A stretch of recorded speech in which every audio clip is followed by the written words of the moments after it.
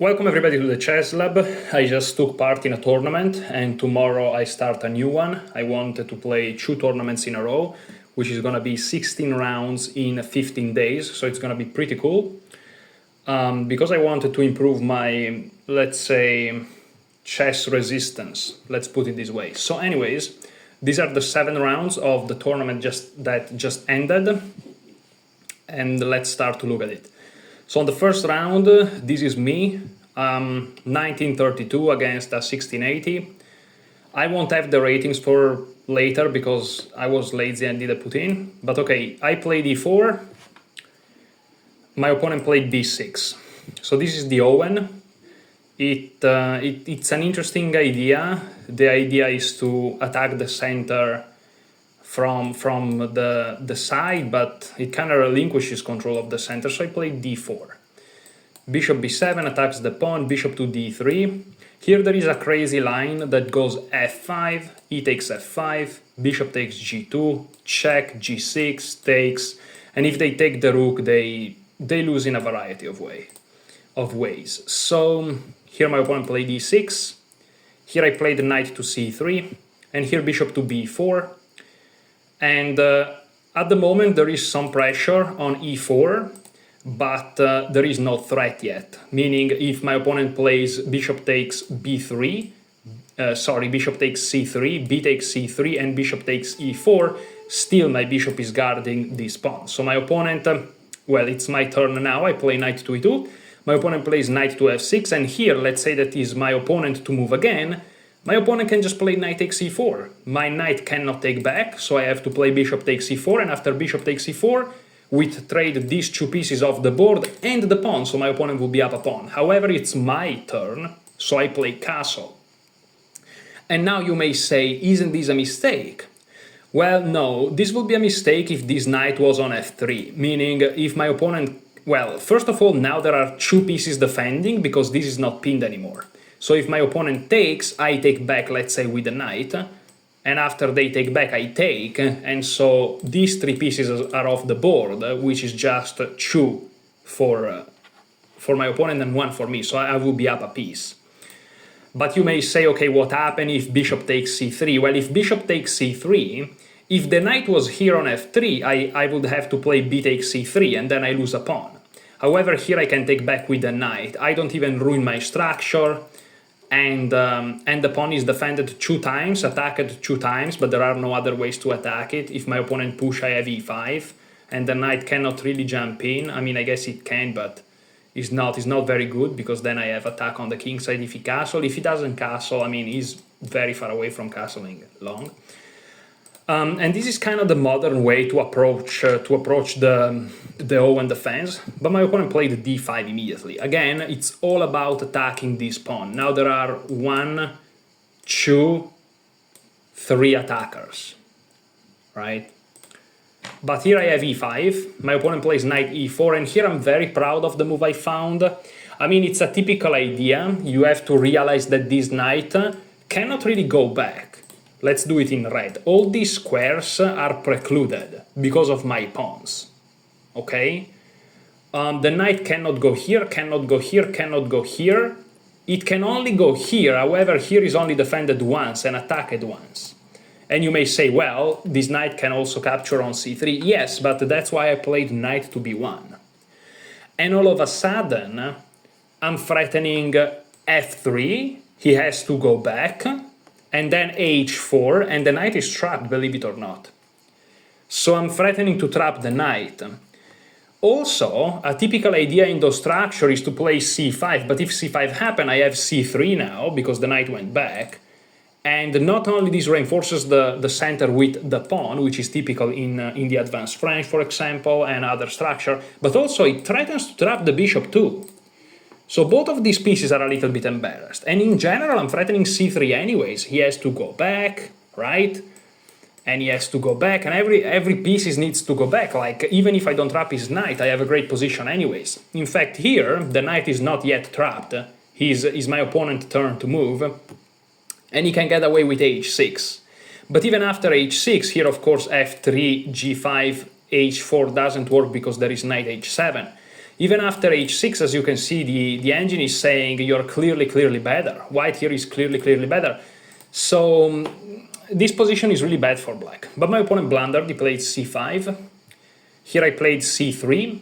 c3 is a very nice move, very convenient, because not only reinforces the center, but it attacks the bishop too. Because you may say, why didn't you play f3 attacking the knight as you said, trying to trap it? Because I'm attacking the bishop, I'm winning a tempo, so it's okay. Bishop a5, now I simply play f3, he plays c4, now if I take the knight, he takes my bishop, and if I take with the queen, he wins a tempo here attacking the queen, so I don't have time for b4.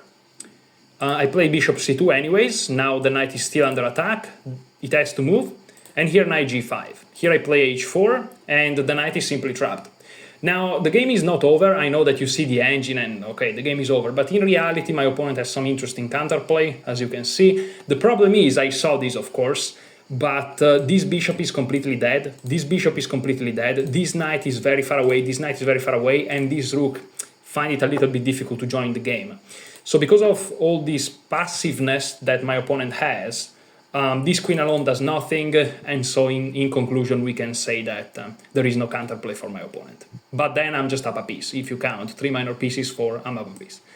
So here I'm winning, it's just a matter of technique, which is not really obvious. Like when you see Grandmaster games, it's obvious. They say, and here it's just a matter of technique, and you know they're gonna win.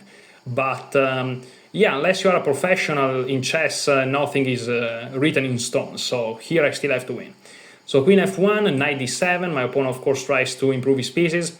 Here I can capture, but then there are crazy ideas where he just long castle and he doesn't care, and I'm just opening the f-file. Also there are some crazy ideas when he play knight f6, and if I'm not if I'm not super careful, I may get mated perhaps, I don't know. Probably not, because the knight can always interpose if I move check, right? But yeah, you have to be slightly careful. I decided to play rook g3, and here I'm threatening the pawn. Here, if he long castles, there is bishop g5, which traps the queen, after something like that, for example. So here the threat is not just the pawn, is to play bishop g5. He plays h6, preventing bishop g5, and I'll be honest, I didn't really see h6. And on h6 I thought, okay, once I played rook g3, I saw, oh, there's just h6, what am I doing? But I'm like, okay, h6, I just take, he goes here, and I just have a great position anyways. Well, I cannot do that, I guess. But once he played h6, I realized, first of all, I can try to trade queens and push his pieces back.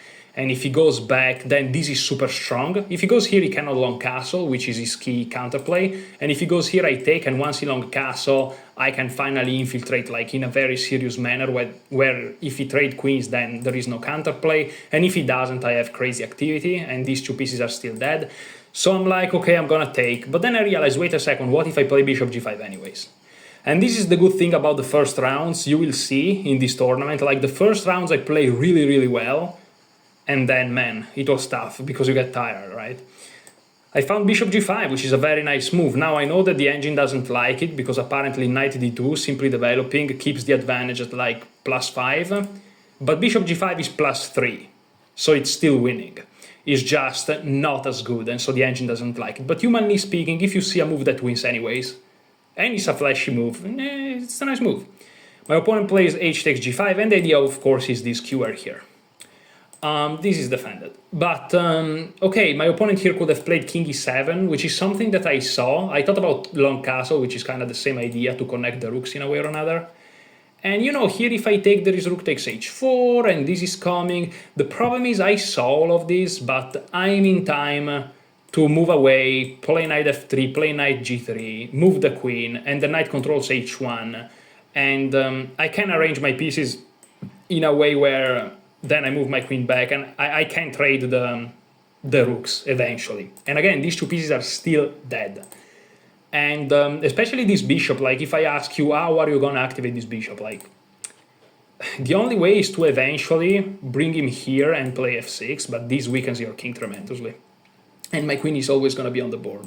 Yeah, knight d2 here, and it's plus 2.8. If you let it run a little bit, it's gonna reach +3, as you can see. So it's winning anyways. But my opponent blundered. He played queen g4. I just sacrificed a piece, so this is technically winning an exchange, but remember, I was already up a piece, so here I'm up a full rook in the end of the day. If you count material, all of a sudden, I have 3 minor pieces like my opponent, because I sacrificed one, but now I have 2 rooks. Let's do it in blue. And my opponent has just 1. So I'm up a full rook. For some pawns, but they are double pawns. So, okay, here I play queen f3, and this is a very nice move because this queen is actually trapped. I mean, of course he's gonna take, so he doesn't lose the queen, but since I'm overwhelmingly up material, trading queens is winning for me. He played king to e7, and here the craziest part is that this bishop gets trapped. I played b4, and this bishop is trapped. You have to take en passant, this is literally forced, and after he takes b3, in the beginning I didn't want to enter in this variation because I'm like, oh, if I play b4 he's gonna take, and then play b5 and he's out, but I realized, wait a second, once this happens he cannot do that because there is no a-pawn, so I just take his bishop. So he cannot play b5, I just take the bishop. But if he doesn't play b5, then I'm gonna play b4, and this is trapped. And he's already down a rook, so if I'm able to play b4, it is completely over. He played rook c8, a very nice move. If I play b5, he just takes, and after I take, there is this, which still wins, by the way, because there is rook takes a7, all moves that I saw. But I'm like, let me just play bishop d3 to prevent bishop to a6, which could be some extra counterplay. Now this is defended enough, 2 times, and there is no defense against b4, so my opponent resigns. Okay, so that was the first game against, again, a lower rated opponent, so that was expected, which doesn't mean granted, but, you know, it's expected for me to win a game like that. So, okay, whoa, well, that was a spoiler. My bad for that. So my opponent played d4, here I'm playing with black pieces against Tsiapouris. I never heard of the guy. Greek name, German flag. Speaking English, I don't know the guy. So d4, f5. I played the Dutch. I tried to play f4 with the white pieces. I know that in the previous game that I played e4, but you'll see I tried f4, which is the bird. And with the black pieces against d4, I play f5. So, okay, d4, f5, c4, knight f6, g3, g6, bishop g2, bishop g7, knight c3, castle. This is all main lines. Here, if you play knight f3, d6, castles, and c6, we reach mainline theory where d5 is the main move, then there is e5, en passant, take, and there are some crazy lines here, but my opponent played knight to h3. It may look very weird to you, but in reality it's a typical move. The point is that white wants to eventually play f4, and maybe utilize the g5 square. If you play knight f3, of course, this blocks the pawn. So my opponent plays knight h3. I play d6. I decided to approach this position like he played the knight to f3. I want to make very clear that I have no idea what to do against knight h3. Again, I just played exactly what I knew had he played knight f3. So, okay, here my opponent castled. I played c6. Again, I'm playing the exact same move if his knight was here instead of here. I don't know. I'm sure it changes something. I mean, it has to change something. I see here plus 0.6. Like, there has to be something, right? But I don't know what it is. Queen, like, this is the difference for you guys from your point of view. Like, to see a game played by a grandmaster by someone like me, right? Like, I don't know things, okay? I don't have all the answers. So queen b3. He plays queen b3. This is a typical move. There is queen b3 lines against the same position for white, but the knight is on f3. Okay, so here I play d5. There are some variations where he checked me. For some reasons, I wasn't concerned about this. Wow, now that I look at it, I'm concerned. Yeah, I'm really tired, man. I'm really tired. Like right now, I would have never played e5, ever. But it's a great move, as you can see. I was a stronger player on round 2 than I am now. I just finished round 7, by the way. I'm really tired. And I have a tournament with 9 rounds starting tomorrow. All's gonna be fun. But I'm doing it on purpose, again, to train my resilience, my chess resilience. Because in a previous tournament, on round 3, I was tired. And I'm like, this is unacceptable. So yeah, d takes. And as you can see, my opponent kind of... I'm not saying he misplays it, but yeah, a little bit, because now black is fine. And here he definitely misplays it, he plays rook d1. I didn't like this move during the game, so I understand that the engine gives inaccuracy. If you ask me to explain exactly why, it's because I know it wins a tempo, and it seems like it activates the rook on an open file. However, queen e7, which is what I played, is an extremely typical move in this type of positions. Like the queen really wants to go to e7. I will play queen e7 even in this game here, the Santis Lombardo in this game 6. It's just a very typical move, and it's almost never wrong. And so, what do I mean? That here, Eddie played, let's say, king h1, which is kind of losing a tempo. Okay, maybe in that specific situation, e4 is arguably better, but even after king h1, like queen e7 is a very nice move. Right? So the fact that he plays rook d1, you may say, oh, it wins a tempo on the queen. But no, because I wanted to play queen e7 anyways. And now he has the rook on an open file. You may say this is great, but it's really not. Because again, remember, he played knight h3 to play f4. And eventually the f file will be opened. But now the rook is no longer there. What is going on? This rook is misplaced. I know it sounds crazy, but it really is. You have to look at the whole board. Like this bishop, where is it going? Here it's terrible. You cannot put it here, you cannot put it here. If it goes here, I may play h6. Take, I win the bishop pair, I start an attack, and one of the important defenders is not there anymore. Also, this rook wants to go on the d file, and this rook on the f file, so you're taking away the other rook. Okay, so e4, now by my opponent, again, just to recap, rook d1, queen e7, e4. That's a good move. e4 is always a typical move. But now I play knight a6. Wow, I really played good chess, man. I couldn't play like that now. I'll be honest. Why the trick I play knight a6? I don't know. I mean, there is the typical idea of going to c5, I guess. Yeah. Okay, he played queen c2. Better is to take, and then queen c2. f4, again, as you can see now there is action on the king side, but his rook is just randomly there. G takes. e4, bam! And these two pawns are terrible. These three pawns are terrible. This bishop is open up, so here basically you're sacrificing a pawn for activity. Bishop f5. Knight c5, as you can see, yeah, the e4 square is key. And so knight a6 with the idea of going to c5, controlling the square, eventually tactically comes into end. Of course, this is untouchable. f3, rook u8, and eventually I'll regain back the pawn, and his position remains a little bit a scramble. However, it was equal. As you can see, it would have been minus 0.3. It's basically equal. Instead, he played queen c2, but now I have knight c5. Before, knight c5 maybe was a little bit difficult because he can pin me and stuff like that. But now he can't, and now there is massive pressure on the e4 pawn. And again, for some reasons, he never wanted to take. I guess he was afraid of this pawn duo, which is scary, to be fair. He played f3, but now the position is just... It's just bad, because I take, and he has an isolated pawn, even if he took with a knight. Now, again, look at that. If the rook was on f1, there would be a counterpart to f8, but there isn't.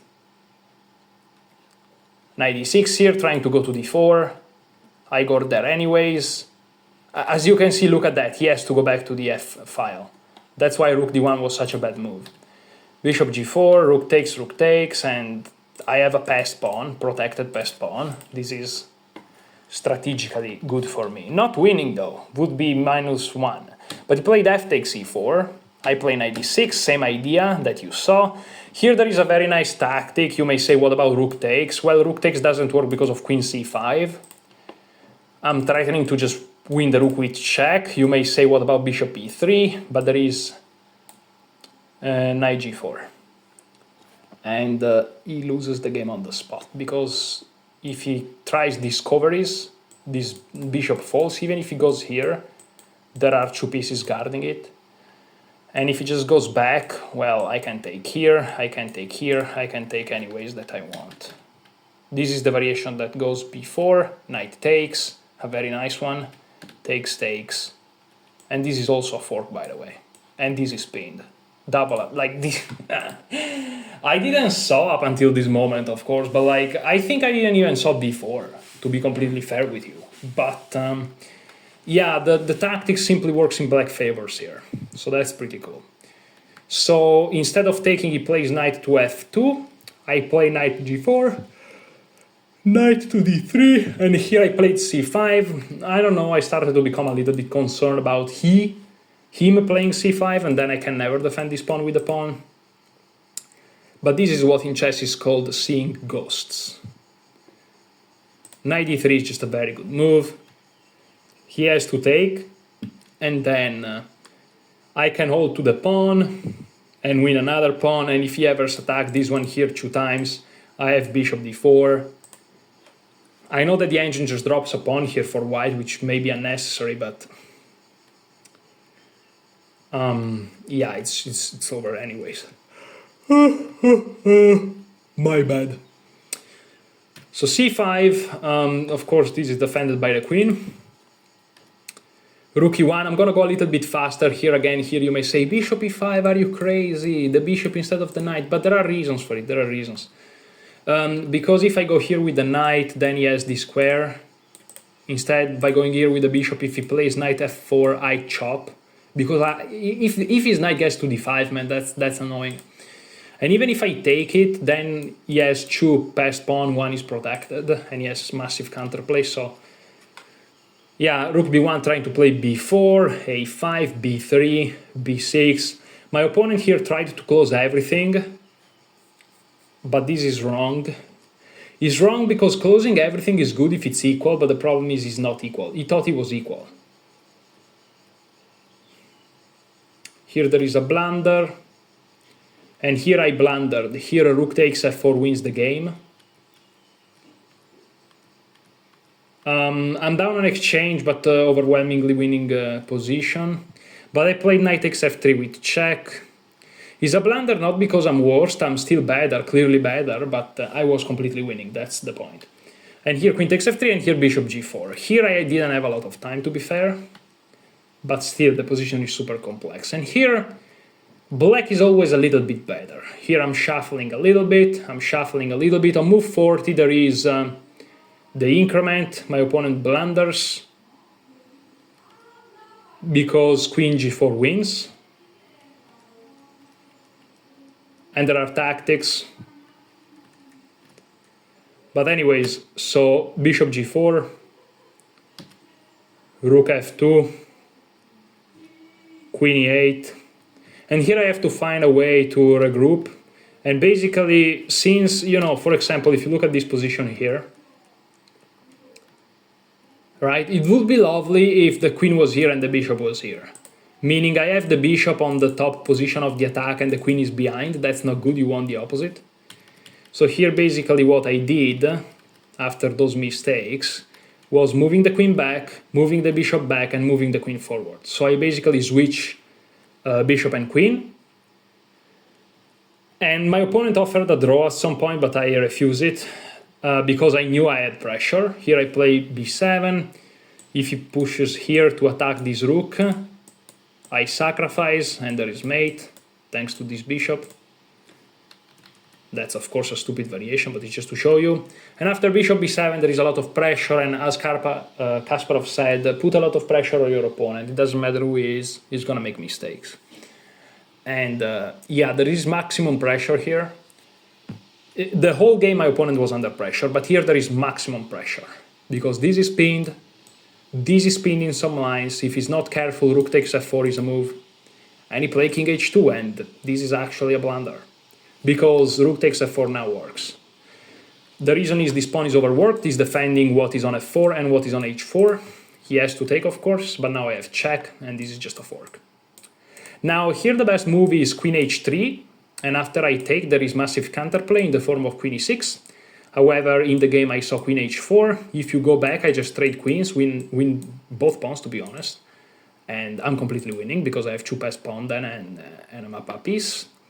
But here there is king g1. Of course I can repeat, which is good to see in advance, you know, if this works. But here I simply have queen f6.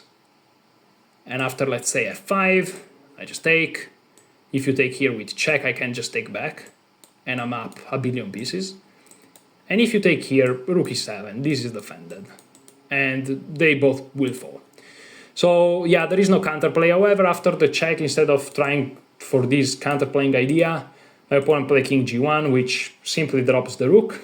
Again, you may be surprised by these moves by my opponent, but you have to understand that, again, I talk about this even in a previous video. If you never played over the board, it's difficult for people to understand over the board chess. It's really tough. Once you collapse mentally, and you get what sometimes you may have heard Hikaru talk about this, you get the tilt, right? If you get the tilt, man, it's over. Like after rook takes, my opponent is like, fuck, and it's just over. Could have he played better? Yes, but it doesn't matter. Here he tried some counterplay, but here he resigned. After he goes here, I just have check, and it's going to be checkmate very shortly after. Or I trade queens and I win. So yeah, that was game number 2. Now let's look at game number 3. My opponent was rated 1870, I think. This opponent here, with the black pieces. A candidate master, by the way. So, strong opponent. So I played f4. I played the bird. Ravensturt. Let's go on Chessable. Where is Chessable? Yeah, this is a course I created. 50% off on courses. How much does it last? Let me see how much does it last. 4 days. Yeah, so if you go on courses, all courses, I don't want to like advertise or anything, but there is this course, Bird Opening, which is coming out, and you know, I can't wait, man. I can't wait. So anyways, I follow Ravensturt on YouTube. I'm subscribed to his channel, and he showcased the bird as a preview for his course. And yeah, I really liked it. So I played f4. My opponent tried to surprise me with b5, but I actually prepared this. If I go back on Chessable, sorry guys if this is gonna be super long, how much we are in, 27 minutes, not even that crazy. In the bird, I created miscellaneous f4 b5, the mayors. I had it on the board. So basically what I studied is you play f4, they play b5, you play e4, you take the center, they attack you. Now if you play the knight to c3, they attack you and then it's awkward. So you play knight f3, again knight c3 before, knight f3, they take, you play bishop takes b5, and after they kick you around and they try to develop, you have knight c3 winning a tempo on the bishop. And this is what happened. Well, they didn't play c6, but the idea happened. So what I like about this game is that it's a game of chess. Like, this happened. Here, instead of playing c6, he played knight f6, I play knight c3, he went back. So now we have a game of chess. This is why I like the bird too. It's just, if you play e4, so the reason I decided to switch to the bird is because I saw that after e4, he played e5, and then like the Russian, the Petrov, you can call it however you want. Like if I go back just to show you, e4, e5, knight f3, knight f6. I mean, I'm gonna shoot myself in the balls here. Sorry if I speak French sometimes, but like, bro, I wanna play chess. I don't wanna go into lines that are like I check some of the games of this guy. He goes to like 20 move theory in the Petrov, like super main lines. Like, come on. And so instead I played this. This is so much more fun. Like, the reason why I was prepared against b5 is because against d4, sometimes he plays b5 to kind of confuse his opponents. And so I played f4, he thought for a while, then he played b5, and he expected me to be surprised, but I immediately played e4. And then his body language was like, what? He's not surprised. And then he plays bishop b7 relatively quickly, and I play knight f3 immediately. And he's like, okay, he knows. That was fun. Bishop takes c4, bishop takes b5. Knight f6, knight c3. Yeah, another good thing about this tournament is that there was just one round a day in the afternoon, and so I had the whole night to prepare, and then I slept in the morning, and then in the early afternoon I wake up and I go to the tournament. Bro, the weekend tournaments are cool because even if you work or you study, you can do them, and they cost much less because if it's full week, you usually have to take the hotel. But like, for the chess is terrible because you barely sleep, you cannot prepare, and it's just 2 games a day. Like, it's really trash. So a tournament like that, I much prefer it. So b3, yeah. Again, in the bird, I'm not gonna teach you about the bird because I don't know nothing. But also, you can subscribe to GM Raven and watch his videos. Like, b3 is very typical. It's like an English if you really think about it. If this was c4. Here you play g3 in the English because the bishop otherwise hits on the pawn. And here, there is a pawn on f4, you're controlling those dark squares, and so you want to play b3. And also there are teams of like just starting a crazy attack on the king side. So b3, g6, bishop b2, bishop g7, queen e2, knight d5. I saw knight d5, of course, it's kind of cute. Can we call it cute? Attacks the pawn, threatens to like ruin my structure, but the reality is there's nothing. I play g3, he castles. If he goes for the ruin of the structure, he loses an important defender of the dark squares. Also, I can play here, and then the bishop back to d3, and long castling, and all of a sudden both of my rooks are on the open file, and eventually I will play c4, and so these 2 pawns will control the center very well. And these pawns are kind of backward in a way. So it's very interesting positions in the board. Really interesting. Castles, long castle, knight takes c3. I want to remind you that my opponent is a candidate master. So, he's not above 2000 FIDE, but he was in the past. Now he was like 1880 or something, 1870. So lower rated than me, but those players are tricky because they are lower rated because they have more bad days than they have good days. But when they have a good day, they are like over 2000 in strength. So anyways, d takes c3, c5. c5 is a very nasty move. When he played c5, I thought that I was in trouble because queen a5 is coming with a double attack. The engine is unfazed. I played c4. Turns out h4 is better. Queen b6 is given by the engine, which to be honest is not scary at all. I don't know what happened on queen a5, to be honest. Let's check it together. I'm tired, but let's check it. He's saying bishop c4. What happened if he takes? Just h5 and I win. Nice, very nice. Okay, so c4 anyways. Takes, knight c6. Here I play rook h1, d6, bishop takes. Okay, I was discussing this with a friend and he was like, I don't think that taking the knight was necessarily a very good idea. Listen, I agree. The problem is that I missed such a simple tactic. So here I play knight e5 attacking the bishop goes back, of course the pawn is pinned.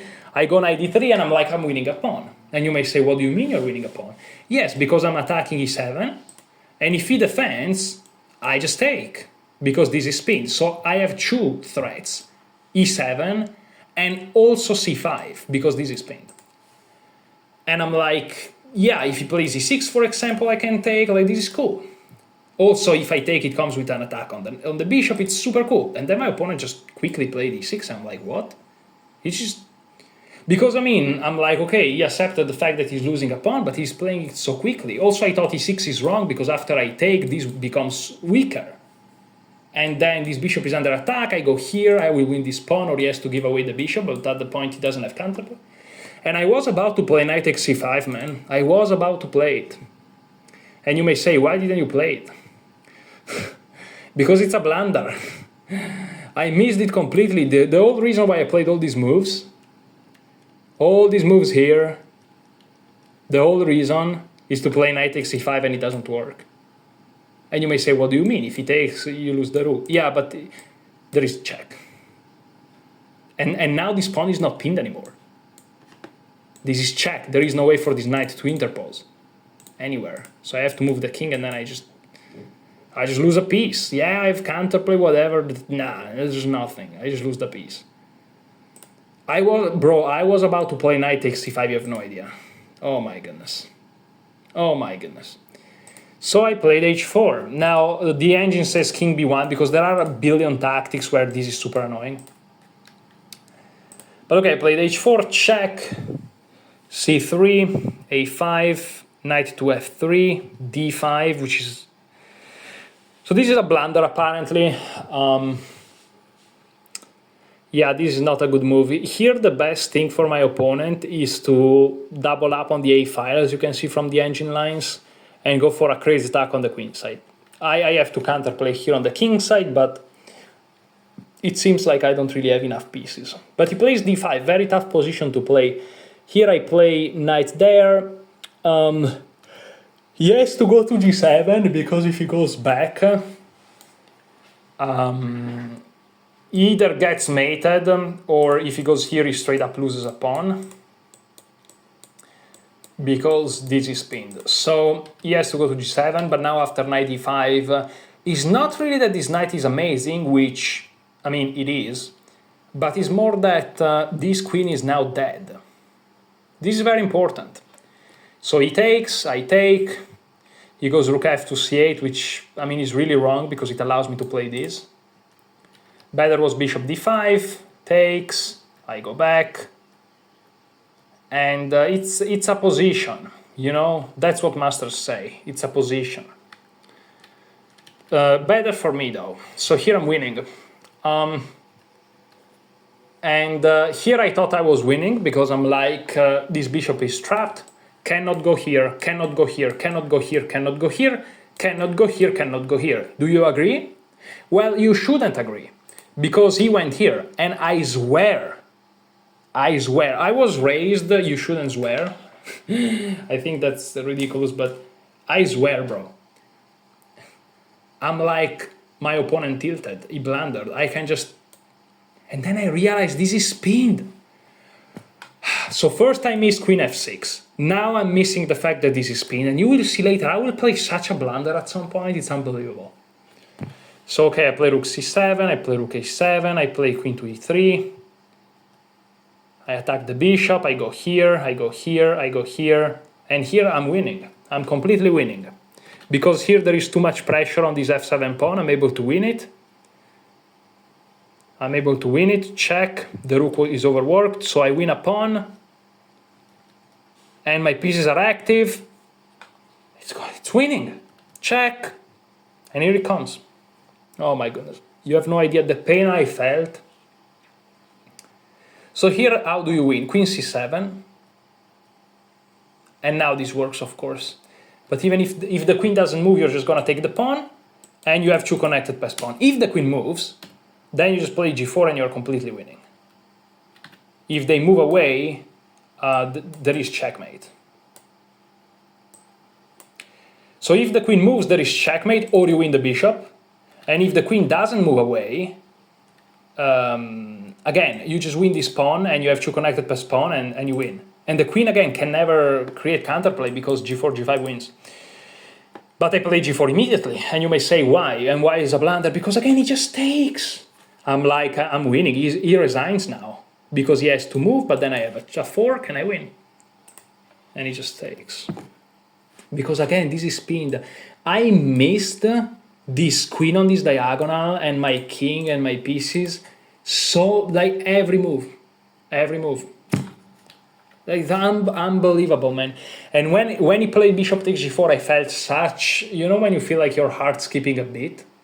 It's a metaphor, it's not that it really skipped a beat, but I felt so bad, you have no idea, because I knew that this was completely winning. It's so obvious, but like, oh my goodness. My heart literally skipped a beat, man. Yeah, I'm not joking. When he took, I'm like, holy fuck. But okay, queen g2. And here the position is very difficult. He probably would have survived like that, but very difficult. And okay, instead he played bishop h5, check. Yeah, if he takes, that's not good. Because now I guess they both works. I would have played with the f-pawn though. And he cannot access anymore. And here the plan is simple. You just go here, you create a passed pawn, and you push. Eventually they'll have to give away the bishop, and then you're up a piece and you win the game. You collect these, and with the knight you collect those, and you have to maneuver, but you will win. Like, it's not elementary. Oh yeah, also very, very obviously here in this specific position, there is this. So you don't even have to give away one pawn. You keep both passed. It's completely winning. It's very easy to win, actually. No, I confused myself. Okay, so king g7, king c3, h6, I have to take. I'm not even gonna comment on this, like, this is so bad. I'm not saying it's so bad for my opponent, it's just, it's so bad that I blundered this, like, well, bro, this is a 1400 blunder. Oh my goodness. It's so bad, it's so bad. And this was just equal, but okay, the end game he managed to go for the wrong idea. And it's a crazy endgame, but I managed to win some crucial tempi. I'm not gonna go into the detail of this endgame, but knight e4, I played it. I didn't even want to play it, but I realized it's with check, because his idea, of course, is to play this and stop my pawns.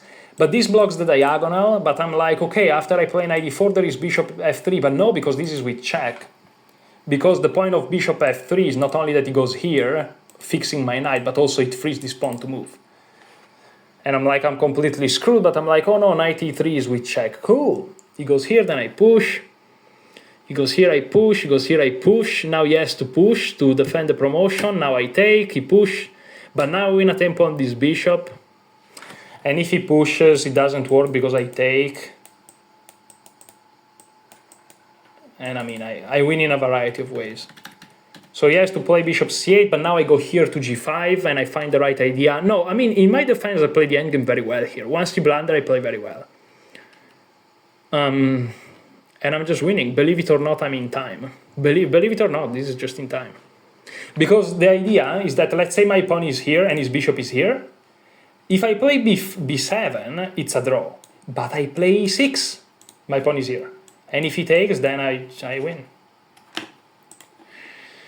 He played g5, I take, but king f6 and he resigned. Because now I threaten e6, and then I promote.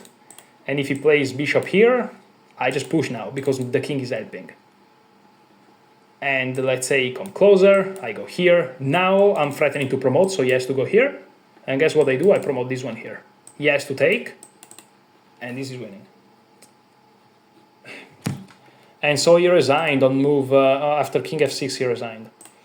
So I won 3 out of 3, and I gained some very nice rating points here. Okay, now this guy here, I'm playing again with white pieces, so 2 times in a row with white pieces, that's very good. This guy here, he's a candidate master, young candidate master. I always specify if they're young, because, you know, it means that they're not like declining or something. So this guy is very strong. Spoiler, he won the tournament. So I'm playing the winner of the tournament. I didn't know it at the time, of course, but that's who he's about to be. And yeah, 2100 and 30, I think. I play f4 again, d5. And I decide to create this weird structure.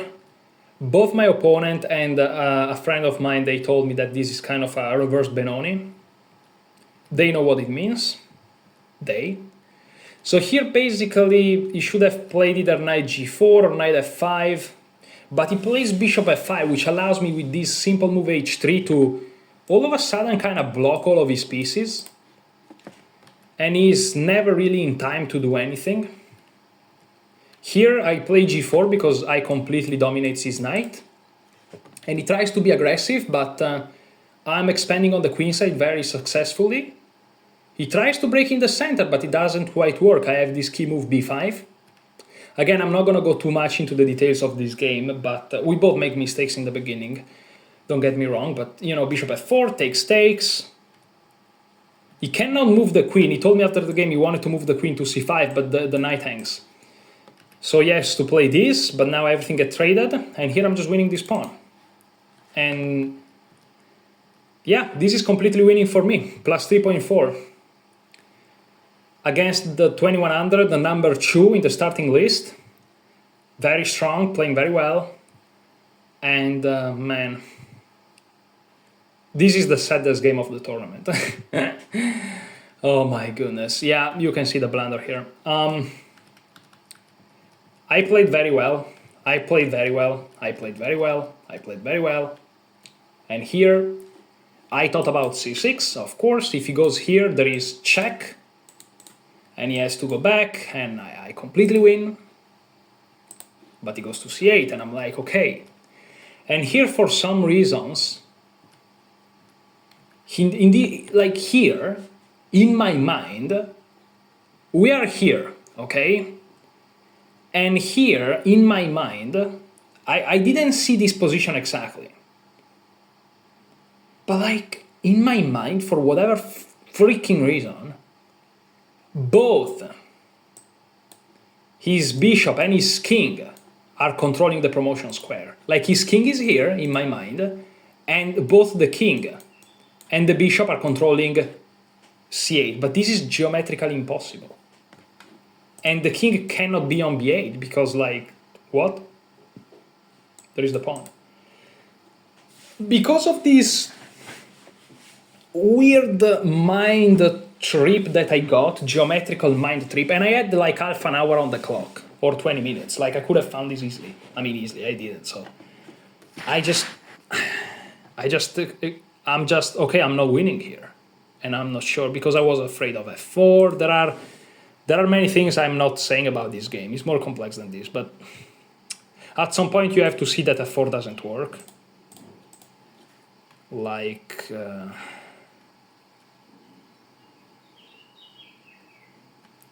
yeah, there are some lines. For example, after here, you have to see f4 doesn't work.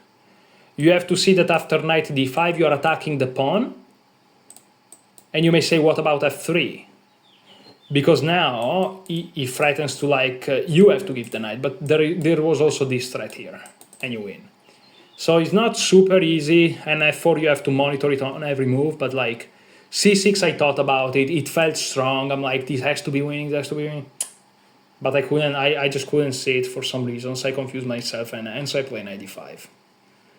And this is now a draw. My opponent offered me the draw here. He already did in the past, and I refused it.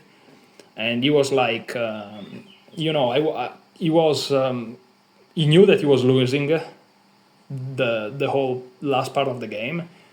And he kind of was aware that here it's probably equal, and both have chances. But he's like, it can go anyways.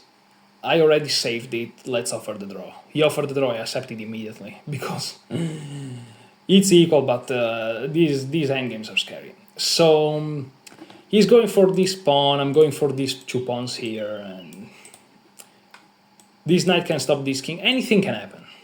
Anything can happen. So this was a draw, so I'm 3.5 out of 4. The only draw against a much higher rated opponent, very strong. So it's going all right. Game number 5, my opponent plays this gambit, which is the Stoughton gambit. I take. I don't play the best way. And he plays this weird idea, which kind of works. He puts a lot of pressure on me. He is better. And here after castle, had he played long castle, he would have had a big attack. Big pressure, but he plays short castle, and here he offered the draw. Here I'm obviously worst. Again, I'm going very fast in this game because I'm tired. I don't want this to last forever, but just that you know, I'm worst. The engine agrees, but also humanly speaking, it's obvious that black is worst. And if for you is not obvious, that's fine. It's just, you know, it's clear that black is worst here. And because my opponent has more space, more active pieces, even if, like, okay, let's say that he doesn't go for an attack. Let's say that he's a very passive dude, chill, he will never attack me. Question for you, what do I do? What's my winning plan? Because remember, he offered me a draw. So if I refuse it, it's because I think I have something, maybe that I can win or something. At least as a strategical idea, maybe a weakness is in his structure or something. But what's his weakness? He has no weaknesses. Like, what are we talking about? Meanwhile, I do. So even if we reach an endgame, like, I'm losing anyways. And so I'm like, any endgame is favorable for him, the middle game is favorable for him, he just offered me a draw, I accept. Now you may say, why did he offer you a draw if that's the case? Well, because for some reasons, to engineer this maneuver here of the bishop to go to e5, like these two moves here, he spent like 1 hour for two moves. I'm not even joking. After the game, he told me, yeah, I had terrible time management. I don't know why I did that. I never do that. Very weird game by his own admission, by him. Good moves on the board, but took too much time. He had 10 minutes. I had 30 minutes. The position is clearly better for him, but again, with 10 minutes, man, you risk. And we are only on move 13, the increment is on move 40, so he has to do, what, 27 moves in 10 minutes in complex positions? Yeah, yes, the draw accepted. So, game number 6, I'm going against DeSantis. He's a very famous FIDE master. He wrote books, and there are some chessable courses based on his books presented by Simon Williams. He is now at 2100 and around 2115, 2120.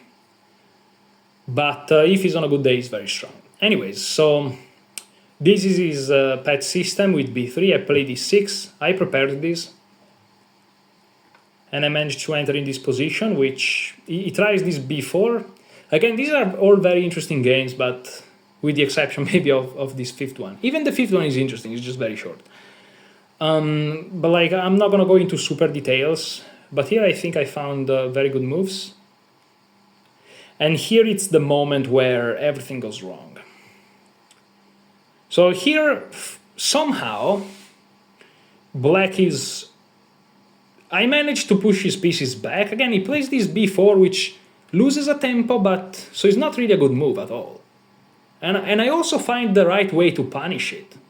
I kick his knight back, this knight is now dominated by this pawn, and even if he takes once, I still have a pawn dominating the knight. I'm about to castle, this pawn takes a lot of space. It's a very nice position. And then he plays d4, which I expected, of course. And I'm like, do I take en passant or do I take here? Because this just wins a pawn. And it turns out that taking here is just much better for black. He has to go back, castle, d5, I go into the center, he jumps in, knight back to... What? What the fuck? Why doesn't he take here? Am I missing something? So this is much better for black. Okay, so the position is so bad for white that even I can even give up an exchange and... Alright, but I play d takes d3. You may say, why did you play this? Because humanly speaking, I understand this. Like, as you can see, c takes b4 involves random rook sacrifices. Again, I talked with this friend of mine after the game. I showed him the game. He's stronger than me, and yeah, he's like, e takes d3 is clearly like a bad move, and I'm like, wow. I mean, I get it, but like, it's very complex. This was the only moment in the whole tournament where I'm like, this position is above my understanding. Like, this is truly above my understanding. It's truly above my understanding, to be completely fair with you. So, okay. Here I win a pawn. Here I try to keep it. And this is equal. He puts a lot of pressure. There are tactics here. Yeah, so here he plays bishop a5. If I take... Here I have 3 minutes, which I know it sounds a lot if you only play online, but over the board, trust me, is nothing. You're basically playing on seconds, to make you understand. After b takes a5, I just hang the rook, so that's not good. So I play knight takes c3 to complicate things. This is a blunder because of bishop b4. However, he played what I thought was the best move, and he thought it was the best move, rook e1, but this is wrong. Because of queen takes d4, which is the move that I wanted to play. But with like 20 seconds, I kind of panicked. I play bishop takes d4. We trade queens, but in the end, he's just up. He's just up an exchange. And I can't even keep the pawn. I have some counterplay.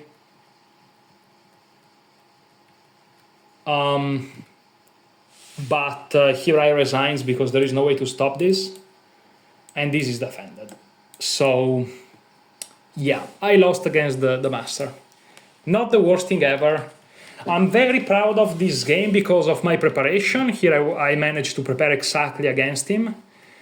I found myself very early on in a position where he makes a kind of an inaccuracy. I'm very happy because I exploited the inaccuracy. I first wanted to play a5, very, aggressive, very testosteronic move, but instead I managed to calm down a little bit and be very, very clinical. e4, I really like this move because it really exploits b4. And very, very nice. The problem is, again, I really completely struggle with this.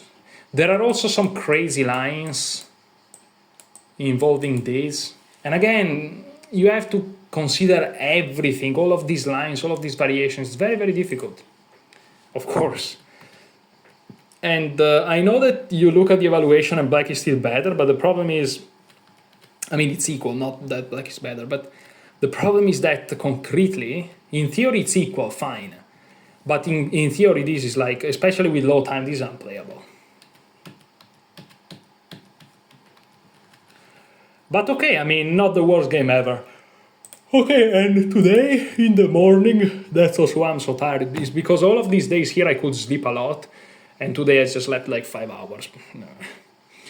I played f4 against, my opponent today was 2250, a master, so very strong player. Here maybe I could have played e4, that's why I needed the course, because they kind of all play the same ideas, they all fianchetto, the strong players, they all fianchetto. The problem of the free videos is that Raven doesn't go too much deep into bishop g7, because his viewers play online, and online they may not know this, especially at the low level, they will never fianchetto.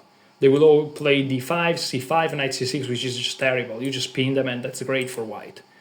But the best approach, which is what every above 2000 FIDE plays, is to play g6. Whether they play it immediately or they first play d5, it doesn't really matter. He played c5, c4, and I was warned that this guy here with the black pieces here, line, is a very strong tactical player. And because of these reasons, I decided with the king in the center to boom, let's blow up the board. There is some tension, don't you think? And again, I was just trying to have a game here, okay? I just won a pawn, man, and I kept the pawn, and I kept the pawn, and I kept the pawn. And the problem is that here I'm completely lost. You may say, why? Again, this game should be to really go much deeper. This is not winning on the spot because this is defended and I can always go back. But the problem is that I cannot castle, and I'm in massive trouble, bro. Queen e8, very nice move. If he doesn't play queen e8, I'm not super sure he's winning. He probably is.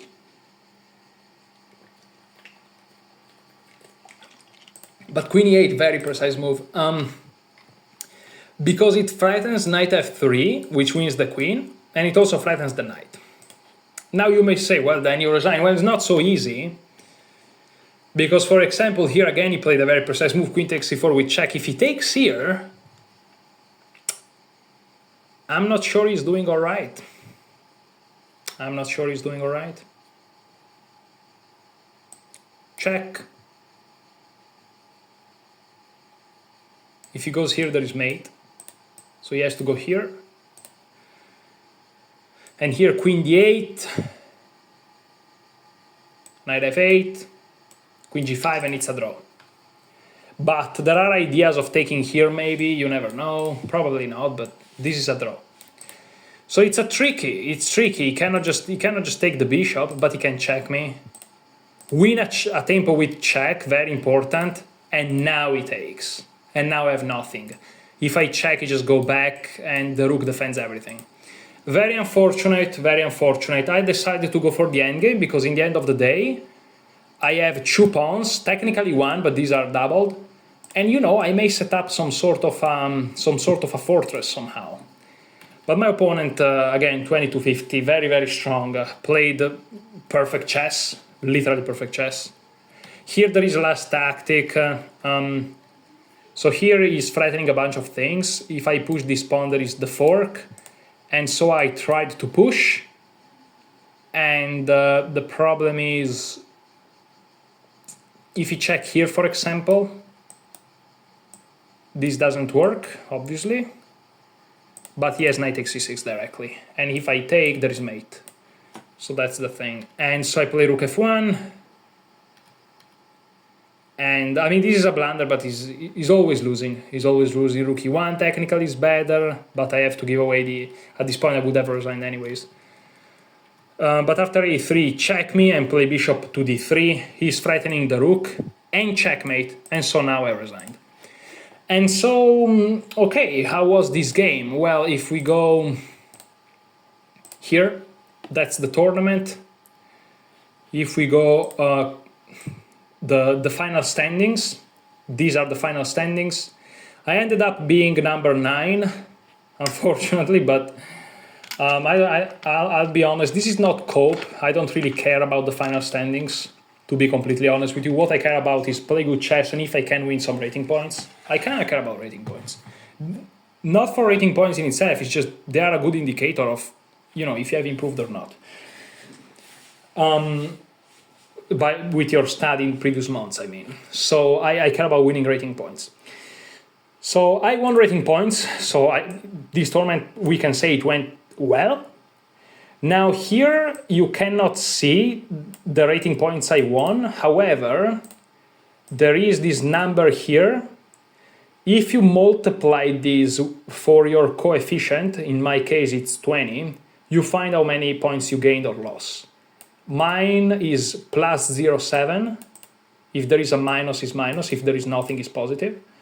0.70 multiplied by 20 is 14. So I made 14 points.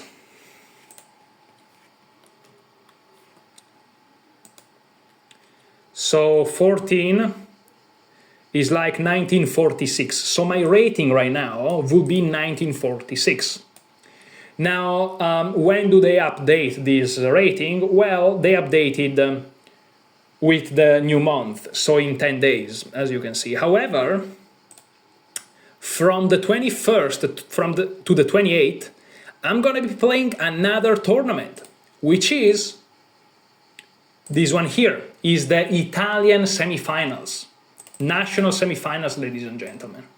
There are 73 players, and I am number 63. This is gonna be so brutal. This is the age, by the way, and this is the elo. It's going to be so brutal.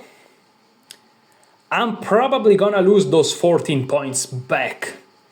If it goes very well, by the way. Because even the players here, they are all these players are young, with the exception of this great gentleman, which was born in 1926. He's 98 years old. But with the exception of this very great gentleman that still plays chess with a rating of 1682, despite the age, very, very, very impressed. Despite him, they are all super young. This is the age, bro. 2011, 2004. I mean, everyone who's younger than me, I consider them younger. Okay, there are some dudes that are like a little bit more seasoned, you know, but most of these guys are very, very young. And, you know, young, high elo is terrifying combination. But that's exactly why I decided to subscribe to this tournament. I go to this tournament with a couple of friends, so that's going to be very, very nice. I don't go alone. I went to a tournament in the past, Forni di Sopra, the Dolomiti Open, very famous in Italy, this tournament here. I went alone. Relatively similar tournament to this. This is still stronger, but many strong players. I got completely massacred. I lost 13 points. I may lose, if it goes well, I lose 13 points again, and so I'm back at basically 0 in the total of this month. But I was alone, and when you lose games alone is terrible. If you are with friends, it's always nice to be with friends, whether you win or lose. So no matter how it goes, I'm gonna be happy. So that's good. And nothing. That was it for today. When I finish the tournament, of course, I will recap it. It's 9 rounds, but from the 21st to the 28th is 8 days, because on one of those 2 days there is like a double round. But we stay at the hotel where the tournament is held, so I don't have problem of logistics, travel, nothing, and so that's a big plus. And this tournament that I just played was from the 14th to the 20th, so I'm playing these 2 tournaments in a row, 15 days, 16 rounds. Again, this tournament has 2 rounds in a day. The reason I wanted to do that, again, I said it, but I want to say it again, is because in the tournament I played in Bolzano in May, I think. I played 5 rounds, it was a weekend, and on round 3 I was already kind of tired, on round 4 I was completely done. And I thought to myself, man, I cannot be tired on round 4. Of any tournament, because otherwise, if I want to become a strong player, like if in my lifetime I want to get to, let's say, 2300 to become a master, that would be, I think it's doable in my before my 30s. Like, I can't be tired on round 4, because the tournaments that really matter are like 7 to 9 rounds. Big tournaments with a lot of strong players, meaning on round, let's say, 6 or 7 or 8 or 9, you have to perform. There is another tournament in October, which is in my city where I live, so that's amazing for logistics. I don't literally have to do nothing. I'm already, as you can see, I already subscribed to this tournament, big tournament, and this is 9 rounds. Number of rounds, 9. So this is a really big tournament. There is also a 2566 Grandmaster. There are like 4 Grandmasters. This is a really massive tournament. Like, I cannot get tired on round 4, okay? And so I decided to do this crazy thing where I play 2 tournaments in a row to train my resilience. I'm probably going to lose a bunch of games in this tournament here, but what matters is that I try my best every game. I try to focus, I try to understand what's going on, I learn from my mistakes, and eventually I improve, because what matters is that you improve a little by little, and eventually you'll be very strong if you keep improving. So anyways, hopefully that was motivational for you. That was the tournament. The reason why the video is titled the way it's titled is because, I mean, I gained 14 points. I mean, good, very good. I could have lost 14 points, but you know, it's not one of those tournaments that you make like 30 points and you really go up. It's an okay tournament. It's an okay tournament. Soso, lala. Thanks so much for watching. Enjoy your chess.